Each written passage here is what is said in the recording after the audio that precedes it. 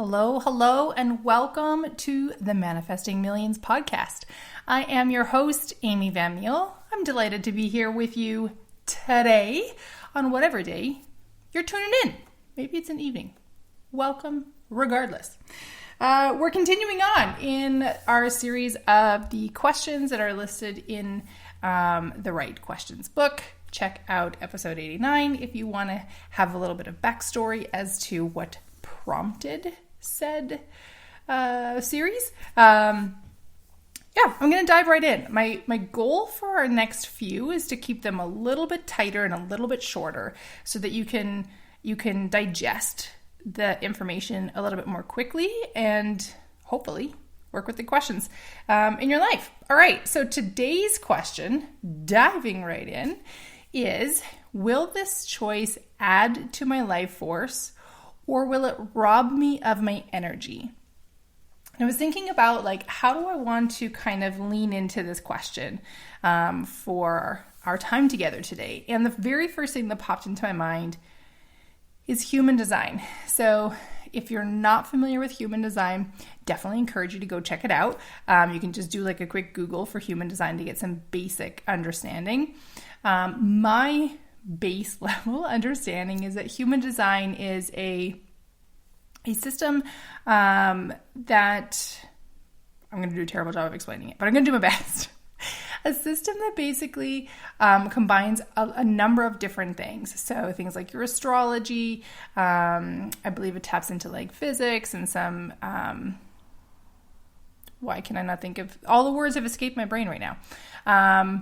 Effectively what it is it's a holistic system that takes into mind all of the pieces around your birth and who you are and gives you some insights into how you might operate in the world. So there's 5 types within human design. There's manifestors, manifesting, generators, projectors, and 5th type, reflectors. So obviously, human design is not something I have dived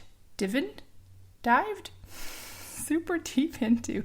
It's Friday when I'm recording this, and I feel like my brain has turned a little melty since I pressed the record button. So it's going to be an adventure today. But regardless, I found some very unique insights through exploring my own human design. I have shared human design information with colleagues through my work and have heard repeatedly just people having these really amazing insights and these huge aha moments from some of the information that I've shared. So that's very cool. Bringing it back to our question, this idea of life, adding to my life force or robbing me of my energy. So in human design, I am a generator. Generators, if you think of a literal generator, it creates energy, right? You plug in your camper or your house or a workshop or a rocket, I don't know, whatever that needs some backup power. So you're generally off the grid. A generator creates energy. Human design generators are generators. They create energy. Every type has a different way of operating in the world. Very obviously, I'm not going to go into all of them because we'll be here forever as I'm stumbling around. What I do want to talk about, though, is this idea of adding to my life force or robbing me of my energy. And I'm going to use the filter of a generator to kind of add some clarity. So, generators create energy, right? However, if generators are working in the wrong thing, then we actually can be taking energy out. So if you kind of think of all of humans, the whole human race as a big collective, and the generator's purpose is to feed energy into that collective. So don't look at us as giant batteries, but we are a little bit like the Energizer Bunny. Generators can go for fucking ever, which is a great thing and can also be very much to our detriment. When a generator is aligned, so when I'm doing something that absolutely lights me up, when I'm working with a coaching client or mentoring somebody, I swear every cell in my body is lit up and I am so fully engaged in that moment that is where I'm meant to be working. Those moments of like working with people, helping open up some pathways, create some perspective shifts. Maybe we're doing some problem solving, right? Some solution creating is what I like to more think of it as. But that is something that just, oh my goodness, like it feeds my soul. Same thing with doing facilitation. So the Manifesting Joy Masterclass, like those moments feel so good. And I have this juicy idea that's forming for a money mentorship. And I just know that like as that forms and comes through, it's going to feel so amazing to actually lean into it, even if the birthing process is a little bit like, what is going on and what am I doing, right? That is the choice to work on those things, the choice to be in those spaces, they add to my life force. They light me up. I come out of those. So when I used to lead a team of 13 people, like direct reports of 13 people, I might have days where literally I had an 8-hour workday and 7.5 hours of that 8 hours was in one-on-one meetings working with my team. I'd come out at the end of the day exhausted because it's a tremendous amount of energy to be really on all the time, right? But I also felt really lit up. I wouldn't finish the day feeling like, oh my God, please don't ever make me do that again. I'd be like, okay, that scheduling was not ideal because it's a lot of energy that takes, but it's not taking away from me, right? It was filling my cup. So when you're thinking about this, I've talked about this so many times, and I will keep talking about this until the day I die, that we always have a choice. There is never a situation in which you don't have a choice. You always have a choice. And that choice may not be like, hey, I'm choosing to have this experience or have this thing happen. The choice might literally be, this is how I'm choosing to interpret this. This is how I'm choosing to engage with this, happening, that's whatever. But we always have a choice. So if you keep that in mind, everything that you're doing in life is a choice that you are making. If you might hate your job, but you have made the choice to still keep going, right? And I've heard lots of people go, well, Amy, I don't have a choice. I have to pay my bills. Yeah, but you could make the choice to not pay your bills. You can make the choice to find a different job. You could make the choice to call in sick. You can make the choice to just like, fuck everything, pack up and leave. Right? You could just be like, I'm out and I'm moving to Mexico and that's the end of it. Bye. Like there's so many choices that are available to us.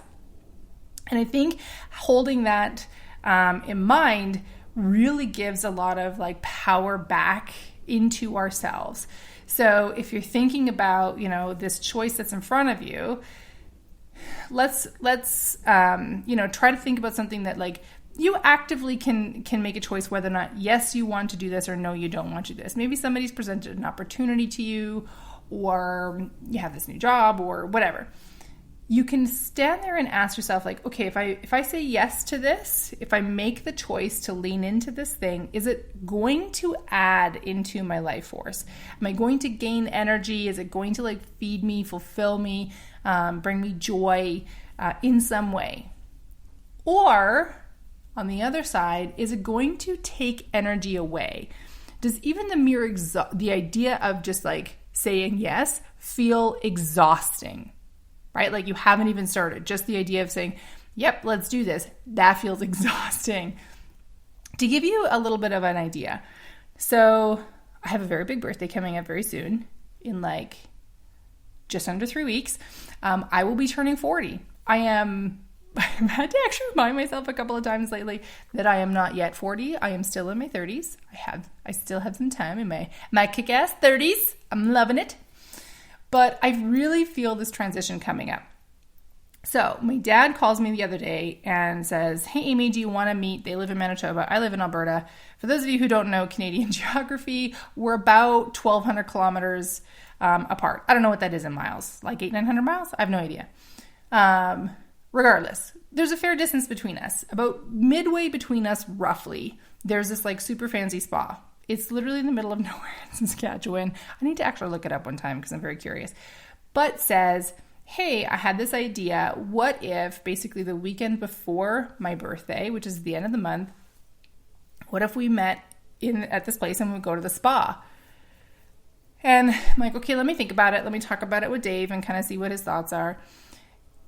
Even like as I hung up the phone and just kind of sat with it and went, okay, I'm going to like talk with Dave and see what he thinks. Just the idea of even saying yes to that felt heavy. It felt like, oh, okay, it's a 7-hour drive each way. So we'd have to leave first thing in the morning on Saturday. We'd basically get there in time for check-in, hopefully get like a spa service or two in, have dinner. That's probably all the energy that most people have. We'll go to bed, we'll wake up in the morning, have breakfast, and then like turn around and drive home for 7 hours. And nothing about that other than the tiny moment in between where I might be getting to do some fun spa service and then have some time to socialize with my dad and his partner. None of the rest of it was feeding into me. It did not feel light or fulfilling or joyful. So the choice that I made with that context and framework in mind is, you know what? I love the idea and I'm so glad that he called and asked, but I got to say no because saying yes is actually robbing me of my energy. So I'm going to leave it there, tie it off beautifully and short. Just want to, before we totally close off here, let you know that this particular podcast episode series, can I say that episode series? Well, I said it, so here we are, is sponsored by the ultimate course on manifesting more joy into your life. I've mentioned this briefly before, but basically, if you're tired of feeling stuck in a rut, you just kind of feel like you're constantly searching for something else to bring you more happiness in your life. Maybe you've spent a lot of money, buying things. I've talked about this in episodes before. Or you're just buying things hoping that will bring you some joy and it never seems to last. If you're ready for lasting joy and joy that you build a deep resilience with, that when things get tough, you can draw on that, then I would encourage you to sign up for the course. It's designed to help you uncover the secrets of manifesting more joy and happiness in your life and to keep it consistently. Does that mean you're never going to have bad days again? Absolutely not. I guarantee, if there's anything I can guarantee you in life besides death and taxes, that yes, you are going to have more bad days in your life. However, wouldn't it be amazing to make those bad moments shorter, maybe less painful, be able to bounce back from them more quickly, be able to not just return to a state of neutrality, but to a state of joy, right? Yes, please. My hand is up. I would love that. If you're interested, I would encourage you to go to amyvanmeijl.com/joy to sign up today. As always, I will have the link for the URL in the show notes because I recognize that not everybody knows how to spell my name. But again, it's amyvanmeijl.com/joy. You will get instant access to the most recent recording of the masterclass. You get a workbook. You get a meditation that's part of it as well. So highly recommend that you jump in, and I hope to see you there soon. I wish you all the best. Have an absolutely amazing rest of the day. Mwah. Bye.